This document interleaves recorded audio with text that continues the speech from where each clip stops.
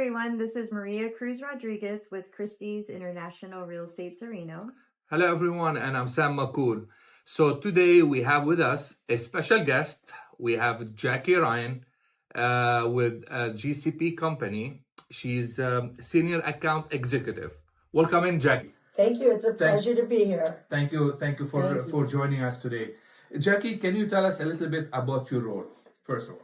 Yes. Okay. I've been with JCP now for 8 years, but I've been selling natural hazard disclosures for about 13 years.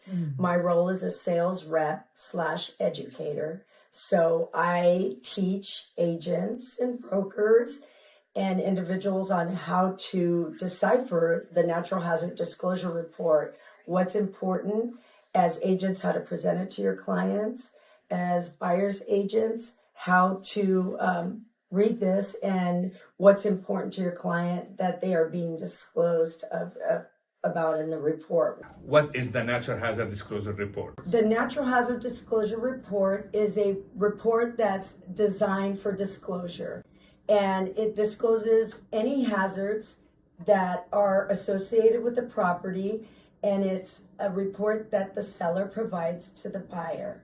And it is gonna identify hazards, natural hazards, or items that are of concern that the buyer can be aware of. And it's a legal requirement for an NHD report in California. Great.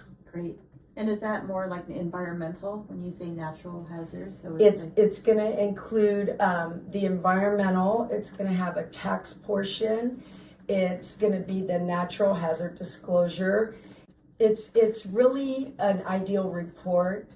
Not only is it mandated for the seller to disclose, it's an ideal report to the buyer because it gives the buyer a sense of almost like another inspection. It's items that they can't see with the naked eye that they are informed of that's in relation to this property. Right. And when did it become part of the real estate transaction? The NHD, as far as real estate goes, the disclosure reports were put into effect in 1998 under California's Natural Disclosure Act. Okay. But JCP has been involved in the NHD industry for 45 years. So we've actually been providing this report even before it became a legal requirement. So JCP actually comes from a man by the name of John Charles Pendergrass. And he was a local geologist in Cupertino. Okay. And he had friends that were real estate agents.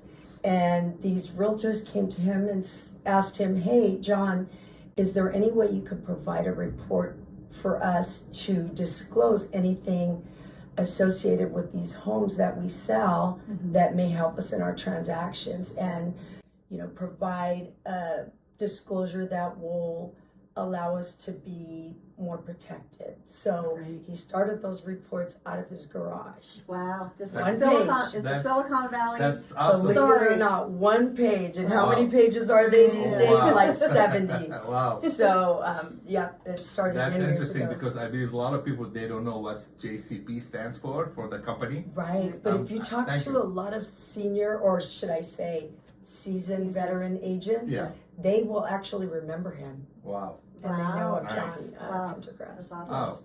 Jacque, who is required to provide the NHD report? Okay, the seller is required by law, because of that Disclosure Act law that became effective in 1998, they are required to disclose any hazards associated with the property that fall under the state 6 disclosures. It's 2 for flood, 2 for fire, and 2 for earthquake. So those are mandated. They have to disclose those to the buyer. So the seller is the one that's providing it and presenting it to the buyer. All right. And so, Jacque, how long are the reports good for? Is there an expiration Okay, that's a date? good question because some individuals have asked me if I sell a home and then my client flips it and later on puts it up for sale. If it's flipped and then put on the market, a new report is required because the buyer is now the seller, and the seller is so it has to do with legalities. They now are the seller, and they need to provide a report showing them as the seller to provide for the buyer. As far as the duration of the report, we say 3 months. So if you get a report in January, then in March or April, the home is in transaction. You know, if they have an offer and they're accepting, we ask that you get it updated because zones change, determinations change, and just to be sure that, you know, everything is on the up and up, we ask that you update the report. It doesn't cost to update it. You just call me or call JCP, and we will update the report and get it out to you that same day. Nice. Great. Jackie, typically who pays for the report? The seller pays for it. It's usually the seller's providing it, and the seller will pay for it through escrow. So the report, and this is my best advice, when an agent takes a listing, you get your report right then. Don't wait, because there's a right of rescission attached to the report. It's very important that these items are disclosed to the buyer. So when you take an offer, you have 7 days to present the disclosure report to the buyer. And then when the buyer reviews the report, there's a 3-day right of rescission that they can actually back out. So you don't want to wait. But also, as a listing agent, you want to go prepared to your listing appointment with your seller. You want to be able to tell them, look, I see that this property is in a fire zone, or I see that we're in a flood zone. So just to let them know that you are well informed of the property that you're going to list or potentially list. So you order it as soon as you take a listing, but it gets paid for in escrow, and then it's on the seller's side of the line items. So the seller is going to pay for it. If for some reason the transaction TFTs, they decide to pull off the market, they're going to wait till the spring or what have you, you just call us and let us know that, you know, it's off the market and you don't pay, it doesn't get charged. All right. Okay. Cool. All right. And can a potential buyer back out of an offer based on the NHD report? Yes. As I was mentioning, if they look at the report, they can look at the report, and believe it or not, they can say, we don't agree with some of the items that fall under, you know, the tax portion, Melrose, or they can even say, we're not in a flood zone and we kind of want it to be, just as an excuse to back out. That's why it's so important to get it up front. Not that that's going to happen, but that just goes to show you it holds a lot of weight, and they can back out based on the information in the NHD. So just to take it a little further, you have a buyer that you know, they made an offer, and they're looking at their disclosure report. Say another house comes on the market around the corner, and they're kind of like, well, that house is pretty appealing. The price is more appealing. This would be a way for them to have an excuse to back out. That's why you want to provide them the disclosure report up front as soon as possible. Great. Jackie, which party in the transaction is the report intended to protect? The buyer or the seller? Good question. And it's actually intended to protect both. The seller, because they have to disclose the 6 statutory disclosures: the flood, the fire, earthquake, and it's on the signature page of the report. That's what everybody refers to it as, the signature page. But it's the statutory disclosure because it's listing those state required disclosures.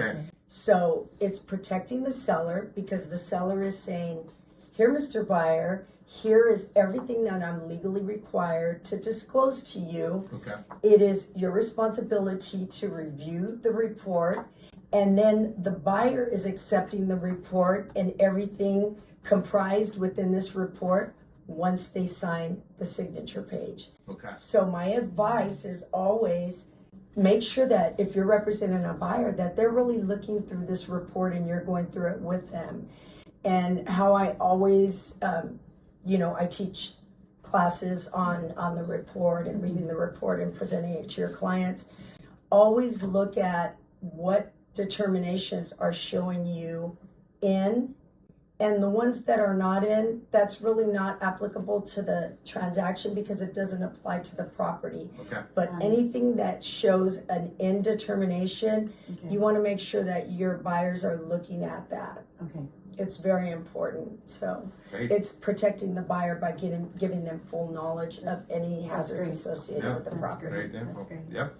And Jackie, how about, are there different levels of the disclosure in the report? Because you mentioned there's. There are. Okay. Yes. So we talked about the statutory disclosures on the signature page, but I always advise to go further into the additional disclosures because not only do we have the state disclosures, there's more important disclosure that need to be considered, and that's at the county level Okay. and at Okay. the city level. All right. And city level, although it appears to be the lowest level of determination, Okay. it's most important to your buyers, especially. Yes. Okay, I'm going to give you an example. Yeah. So, say at the state level, Okay. you're gonna see the 6 state statutory determinations, Right. but you don't see yourself in liquefaction, for example. But say if you look at, here's where it's the property disclosure summary. Yes. So you have, again, the statutory, Okay. then you have the county level, and then you have the city level. Okay. City level is very important. We go to that particular city and we get the information from the city's general plan safety element. So if the home's in Cupertino, it's going to be from the city of Cupertino. Okay. It's not a blanket coverage of what appears to be city level determinations that need to be Okay. disclosed. It's unique to that particular property. So if, say for example, you see the properties in liquefaction at a city level, that is going to trump the state level. That makes sense. So, because the Yeah. city knows their own backyard Yes. better Yeah. than Yeah. the state Exactly. overlooking, the Yeah. whole state. Yeah. So, So if it's in a liquefaction zone, for example, you're gonna really make sure that you know what your buyer's intentions are, because if they're looking to remodel or add on, Yeah. Yeah. this is telling you that there's liquefaction Gotcha. somewhere Yeah. on that property. Yeah. So when they go to remodel or to add on or expand, they're going to go pull permits and they may be told, well, wait a minute, you're in a liquefaction zone. You're going to need to hire a civil engineer to make sure that the foundation is Yeah. built sound to accommodate for liquefaction. yeah. And that way, they are making sure that they're aware of this, because it That's can good. it can That's create a good. big hiccup Oh, or yeah. a speed Yeah. bump. Yes, No, yes, yeah, In your for sure. definitely. Yes, Great- you want happy great info. clients. You don't want buyers later disgruntled Of because they course. find something that Definitely. they weren't disclosed. Yes. Great info. Jackie, which disclosures would you say are most important or concerning? Okay. Definitely the flood Definitely. FEMA designated flood zones. They want to know if they're in a flood zone, and I would say fire. That's a big Okay, one. so- Yes, you Flood know, and fire. flood has always been a concern, and fire now, because there's a monetary attachment to Yes. them. If you're in a flood zone, you know you're going to pay more for flood insurance. Okay. If you're in a fire zone, now it's a question of can we Can get you- insurance? Yeah. Okay. So just being able to obtain insurance in a fire zone is a big concern these days. You always have certain means of going to obtain insurance, like the California Fair Plan Act, but again, you're looking at a higher price point to obtain that insurance. So I would say those two are really important. And then the tax portion of our report is also very important, Okay. because they want to look at what are our special tax, are we paying Malaroos? And when you go to the tax section, it actually gives you a maturity date, so you know when that is going to be, there's an end to that paying that Yes. monetary Yeah. amount for taxes. Yeah. And then we also have a really neat feature in our tax portion online where you can plug in an address and it will give you what you put in, what the price point of the home, say it's 2 million and it's right now 1.5. You put in 1.5, then you put in the selling price of 2 million, it will calculate the taxes and let you Oh, that's very be able helpful. to, Yeah. give that information to potential buyers or clients. Awesome. All right.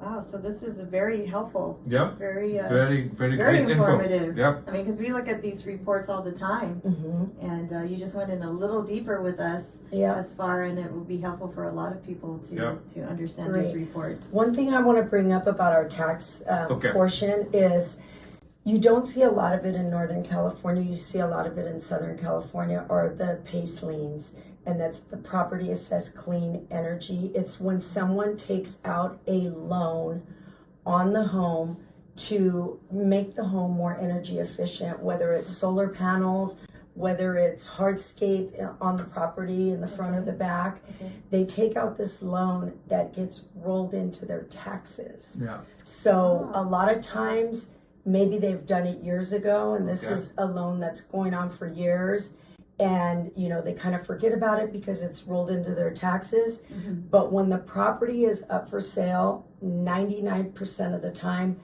that PACE lien needs to be paid off prior to closing. Oh, wow. So it Yeah. becomes an item that can hold up a transaction. Yeah. Okay. You want to be aware of it. A lot of times it's hard to track down that information even on a prelim. Wow. So you have to really, you have to have someone that's really looking Yeah. and that can identify and get that information.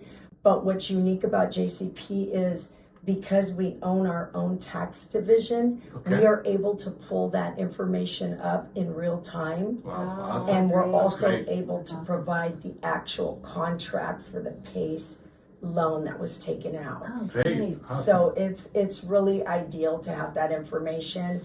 A lot of people don't come across it that often these Okay. days, Yeah. Right. but they are becoming more and more common. So now you know if you come across a property, and again, you can always call me. I'm here to be a resource to you as agents and Great. your clients if you ever need assistance that. with Great. explaining any of the determinations. Yeah. They can always call me, or you could call me Great. and have me call them. But one great thing about, well, there's a lot of great things, but another added benefit to JCP is we have, like I said, our tax division, Mm-hmm. not to be misconstrued that it's, wow, that's in the same company, they own their own tax data. Right. How, is that okay? It's actually ideal because we don't outsource. So if there were ever a discrepancy, you come to us and we own that data, so we take ownership and you're protected. And we have E&O insurance that Nice. protects our reports and all parties involved. Yeah. But here's the great thing. Your clients, I get clients that have questions. They could be first-time home buyers. They want to know about maybe underground storage tanks or anything that is going to be their hot button. Maybe they want to grow all their own crops and they want to, have their garden and they want to have everything organic. Yeah. If they know that there's an underground storage tank or something, that may be concerning to them. Mhm. So you could call me, and we have a great GIS, geological division, Okay. that is on staff to Okay. take calls from you or your clients, Wow. and they could speak to a geologist directly. I always filter through and see if I can help. Yeah. And if they want a little more hand holding, I schedule a conference call with one of our geologists, and Great. they can Wow, that's awesome. That's Awesome. talk them through it. Well, Jackie, first, again, we're going to thank you for being with us today. That was welcome. great info. Wonderful. I believe Yes. we So learned a helpful. lot today. Thanks again for coming in. Appreciate Got it. Yes. And hopefully we'll see you again for another episode, Yes, and right? we'll be using Okay. JCP in our next listing. Of course. Thank you. Of course. Thank you. Definitely. Okay. All right. Thank you, It's a Jackie. Have a pleasure. nice day. Okay. Bye bye. you too. Thanks, Bye-bye. everyone. Thanks. Thanks.